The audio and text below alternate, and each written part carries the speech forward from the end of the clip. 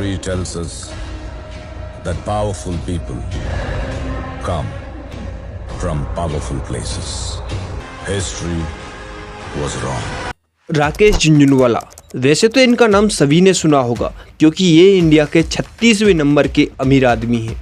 इनके कई और नाम भी हैं जैसे इंडिया का Warren Buffett, big bull of India और इनको कई और नामों से भी जाना जाता है।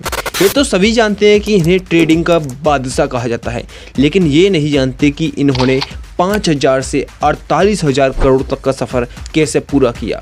इनके टोटल इनकम सोर्सेज क्या हैं, तो आज की वीडियो में हम इसी को ही डिस्कस करेंगे। 1960 जब राकेश झुनझुनवाला का जन्म हुआ, इनके पिता एक इनकम टैक्स डिपार्टमेंट में काम करते थे।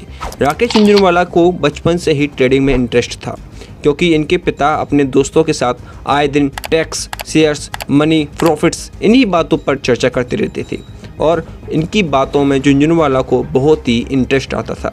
लेकिन इनके पिता ने कभी इनको पैसे नहीं दिए और अपने दोस्तों से पैसे मांगने को भी मना कर दिया और कहा जो करना है अपने पैसे से करो। तो इन्होंने इधर उधर से पैसे बचाना स्टार्ट कर दिया। जब इनके पास 5,000 रुपये हो गए तब इन्होंने सोचा कि अब शेयर बाज़ार में कूदेंगे।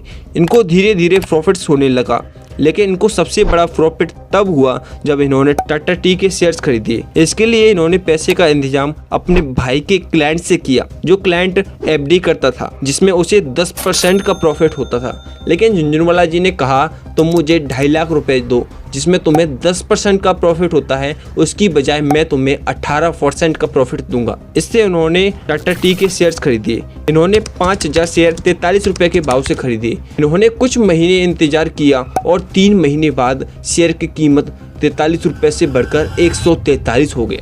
तो इनको टोटल 5 लाख रुपए का प्रॉफिट हुआ, जिसको देखकर इन्होंने फैसला किया कि अब मैं ट्रेडिंग ही करूंगा।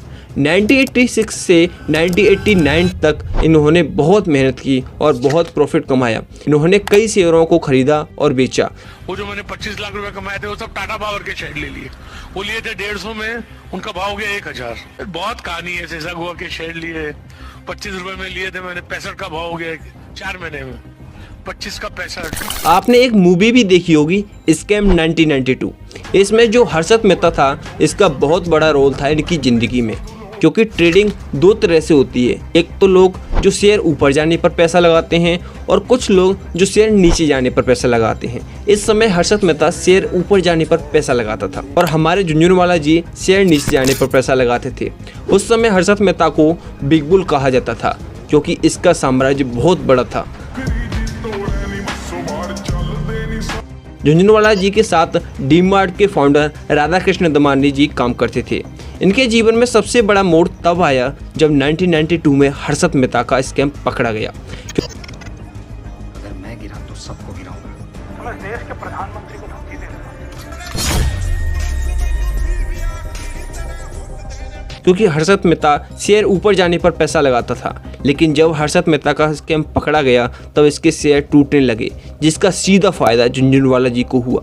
इस स्कैम के बाद इन्होंने सोचा कि अब शेयर नीचे जाने पर नहीं, ऊपर जाने पर पैसा लगाऊंगा, क्योंकि जो शेयर मार्केट का बिग बुल था वो तो पकड़ा गया। अब शेयर मार्केट में कोई बड़ा प्लेयर नहीं है। तो इन्होंने सोचा कि देखो, लॉन्ग टर्म की लंबी कहानी में इन शॉर्ट नहीं समझा सकता।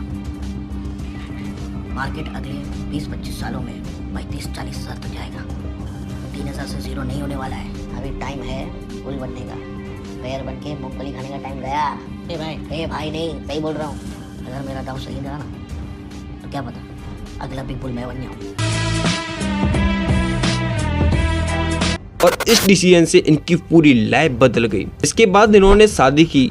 शादी के बाद इन्होंने एक कंपनी स्टार्ट की रेयर एंटरप्राइज के नाम से। इसके अलावा इनका एक सबसे बड़ा इन्वेस्टमेंट है जिसकी वजह से लोग आज इनको जानते हैं, उसका नाम है टाइटन। इन्होंने इसका शेयर 2003 के लगभग खरीदा। इन्होंने 4 करोड़ 20 लाख रुपए के शेयर 3 रुपए के हिसाब से खरीदे। जो शेयर इन्होंने 3 रुपए का खरीदा उसका प्राइस आज 3710 रुपए है। इसके अलावा इनके पोर्टफोलियो में 37 से ज़्यादा कंपनियों के शेयर्स हैं। इसके अलावा ये कई और सेक्टर में भी घुस चुके हैं। आपने नाम सुना होगा हंगामा म्यूजिक, जो इन्हीं का ही है। इसके अलावा हंगामा ऐप भी है और इन्होंने कई मूवी भी बनाई है जो शायद आपने देखी भी होंगी। इनमें से कुछ मूवी के नाम हैं जैसे इंग्लिश विंग्लिश, समिताभ, की, एंड का, इन सभी मूवियों को राकेश झुनझुनवाला जी ने बनाया है। इसके अलावा ये एक नए सेक्टर में भी घुस चुके हैं जिसका नाम है एयरलाइंस, जिसमें इनकी एयरलाइंस का नाम है आकाशा।